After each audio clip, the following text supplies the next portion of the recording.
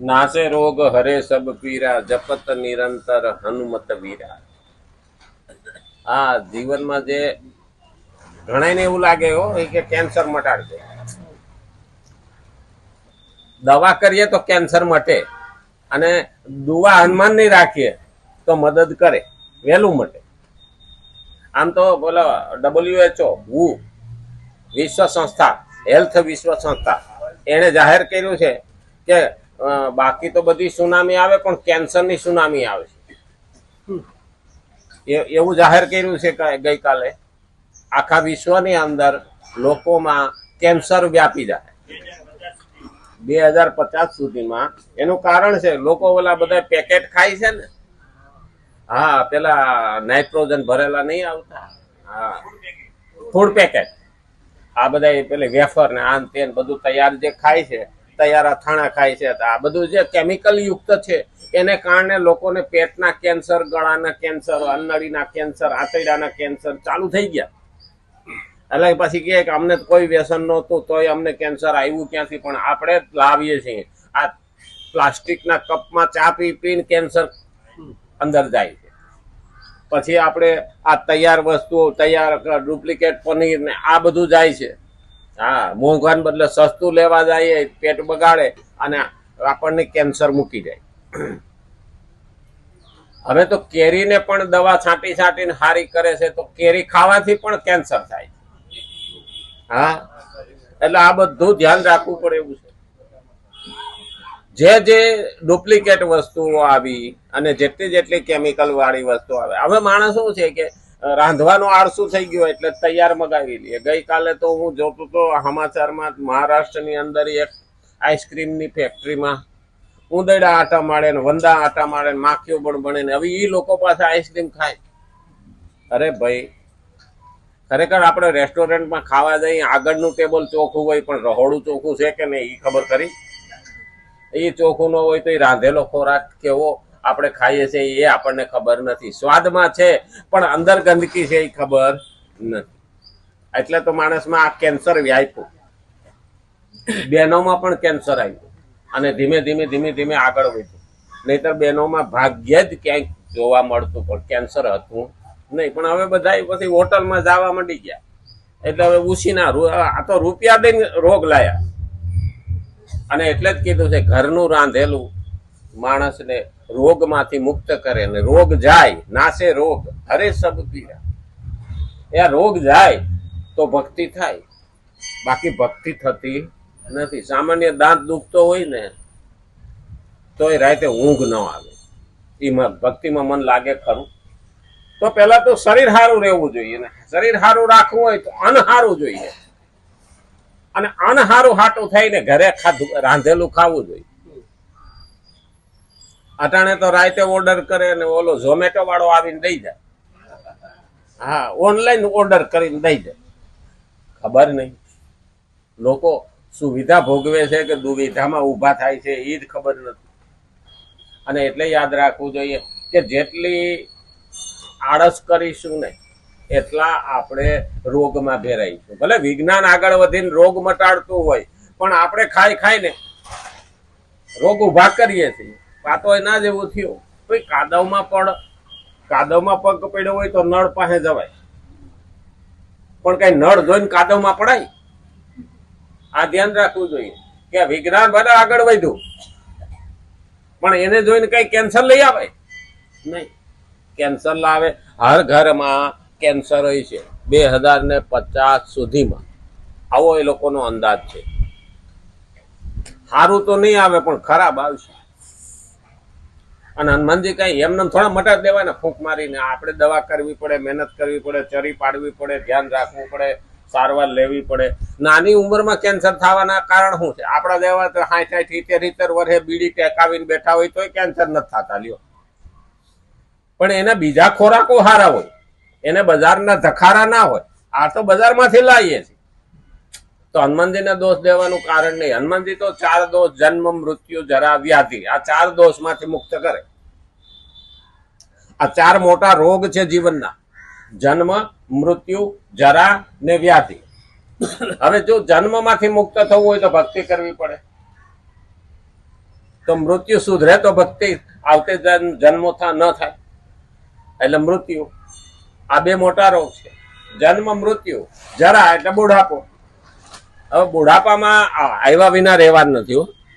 હા, કોઈ આડા હાથ દે ને તો પણ રોકાવાનો નથી, અને કોઈ પણ મહેનત નહીં કરો ને તો પણ આવ્યા વિના રહેવાનો નથી. હા, 40 વર્ષના હોય ને 20 વર્ષ પલોઠી વાળી બેસી રહીએ, 60 વર્ષે બુઢા દેખાય થઈ જાય, પણ એને રોકી શકીએ નહીં. એટલે જરા બુઢાપો આવ્યા વિના રહેવાનો નહીં, પણ બુઢાપામાં હું દુઃખી ન થાઉં અને અસંતોષ ન થાય એના માટે હનુમાનજી કહે છે કે તું ભક્તિ કર તો આમાંનું બધું જતું રે. બુઢા તો આપણે મનથી થાય. હંસલો નાનો ને દેવળ જૂનું થયું. મન પ્રફુલ્લિત હોય ને તો બુઢાપો નડતો નથી. આપણું મન કેવું છે? હા, માકડા જેવું છે ને માય કાંગલું છે. હા, માકડા જેવું છે ને માય કાંગલું છે. એટલે કુદાકુદી કરે છે અને પછી હિંમત નથી. હા, નબળું છે મન. નબળું ના હોવું જોઈએ. મન જેનું પ્રફુલ્લિત હોય ને એનું મન તાકાત વાળું રહે. મન પ્રફુલ્લિત રહે તો કાયમ ભક્તિ થઈ શકે. અને જેને ભક્તિ કરે ને એને કાયમ વસંત છે, એને પાનખર હોતી નથી. અને વસંત તો ત્યારે જ આવે જ્યારે સંત જેવું જીવન જીવે તો વસંત આવે. હા, સંત જેવું જીવન જીવે તેને વસંત આવે. પણ સંત તો માથે માથે એક મીંડું છે ને, મીંડું કાઢી નાખો તો શું થાય? સત થાય. તો સત એટલે તો ભગવાન થાય ને. સતે હિતમ સત્યમ. જે હું નતો તોય હતા, હું છું તોય છે ને હું નહીં હોઉં તોય રહેશે, આનું કહેવાય ભગવાન. બિંદી માત્ર અધિક. સંત જેવું જીવન જીવે તો વસંત કાયમ એના જીવનમાં આનંદ અને ઉલ્લાસ રહે. આ ત્રણેય શબ્દ સમજવા દેવા છે. અને એટલે કીધું શ્રીમદ ભગવદ્ ગીતા 3 અધ્યાય 35મો શ્લોક આપણે જોઈ. ભગવાને કે નિસ્વાર્થ ભાવથી પોતાના કર્તવ્યનું ઠીક પાલન કરવાથી આસ્તિકની તો વાત જ શી કરવી, પરલોકને ન માનવા વાળા નાસ્તિકના પણ ચિત્તમાં સાત્વિક પ્રસન્નતા આવી જાય. હવે ઘણી વખત આસ્તિક એવું સરસ જીવન જીવતો હોય ને તો નાસ્તિકને પણ પ્રલોભન થાય કે હાડું આવું જીવન જીવવું જોઈએ. એ આપણો સંગ કરે ને તો એ બદલાઈ જાય ધીમે ધીમે. દારૂડિયાનો સંગ કરો તો દારૂ 6 મહિના પછી પીતો થાય. ટીબી વાળાનો સંગ કરો તો 6 મહિના પછી ટીબી થાય. પણ પહેલવાનનો સંગ કરો તો કઈ 6 મહિના પછી પહેલવાન ન થવાય. એના માટે મહેનત કરવી પડે. હા, અને સત્સંગનો સંગ કરો તો 6 મહિના પછી સત્સંગી થાય. તો નાસ્તિક જે છે આસ્તિક કેવી રીતે થાય? કાળિયા પાસે ધોળિયો બાંધીએ તો વાન નો આવે, પણ ભાન તો આવી જાય ને. પાટું મારતા શીખી જાય નહીં, કાળિયો મારતો ધોળિયો મારવા માટે. તો નાસ્તિક નું શું થાય? આ તો પેલો ગધેડો બીમાર પડ્યો ને એટલે ડોક્ટર પાસે ગયો. એટલે ડોક્ટરે ગોળી દીધી ને એક ભૂંગળી દીધી. એ કે આ ગધેડાને મોઢામાં રાખજે, ગોળી ભૂંગળીમાં રાખજે ને પછી ફૂંક મારજે એટલે ગધેડો ગોળી ખાઈ જાય એટલે સારું થઈ જાય. તો કલાક પછી ખંજવાળતો ઈ ગયો ડોક્ટર સાહેબ. તો કે તને થોડી ખાવાની કીધી હતી, પણ કે હું ફૂંક મારું એને પેલા મને એની ફૂંક મારી દીધી, એનું શું કે મારામાં જતી રહી. એમાં નાસ્તિક પાસે આપણે સંગ કરીએ ને તો આપણી ફૂંક લાગવાને બદલે ઈ ફૂંક મારી દઈએ તો આપણે નાસ્તિક થઈ જાય. આસ્તિકમાં આ ધ્યાન રાખવાનું. આ ગધેડા પાછા ફૂંક વહેલી મારી દઈએ. એને ગધેડો કહેવામાં વાંધો નહીં હો નાસ્તિકને, પણ એને પ્રસન્નતા આવવી જોઈએ આપણો સંગ કરે તો. આ પ્રસન્નતા કલ્યાણની દ્યોતક છે, કેમ કે કલ્યાણનું વાસ્તવિક સ્વરૂપ પરમ શાંતિ. હવે શાંતિ મેળવવી એ મહત્વનું. કલ્યાણની પરમ શાંતિ. શાંતિ અને પરમ શાંતિ આમાંય ફરક. શાંતિ ત્યારે જ આવે મન શાંત હોય. આપણે આમ તો જો કે ત્યાં આખી જિંદગી દોડાદોડી કરી ત્રણ વસ્તુ હતી. સુખ હાટું, શાંતિ હાટું અને આનંદ હાટું. આ ત્રણ વસ્તુ હાટું જ આપણે દોડ્યા. જીવનમાં આનંદ રહે, છોકરા સુખી થાય, શાંતિ મળે અને આરામથી મરી. આ તો આપણો એ જ હોય, બીજું શું હોય? આમાં તો પેલા ભજનમાં તો કે ને, સોમવારે જન્મો, મંગળવારે મોટો થયો, ને બુધવારે ભણવાઈ ગયો, ને ગુરુવારે પૈણી ગયો, ને શુક્રવારે છોકરા થયા, ને શનિવારે પૈણાવ્યા અને રવિવારે મરી ગયો. 7 વાર છે ને એમ કઈક મેં ભજન સાંભળ્યું હતું. આમ તો પણ એવું જ છે. આ 7 વાર સિવાય તો 8મો છે નહીં. કહીએ પાછા અઠવાડિયું.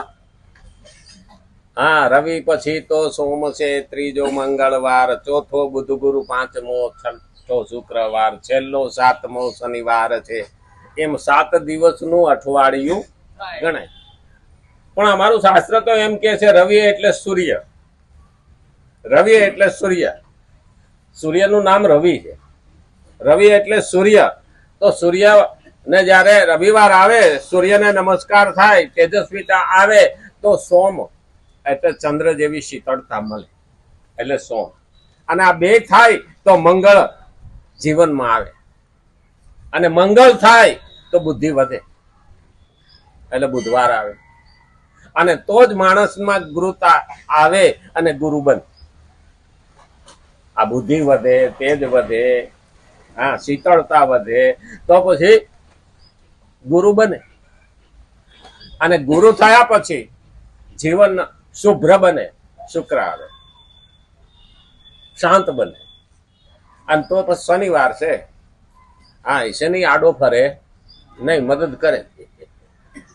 અને પાછા સૂર્ય પાસે આવી. આ ચકડ્યું 7 દાડાનું છે. આમાંથી 7 દાડા આપણા કોઈ વ્યર્થ જતા નથી.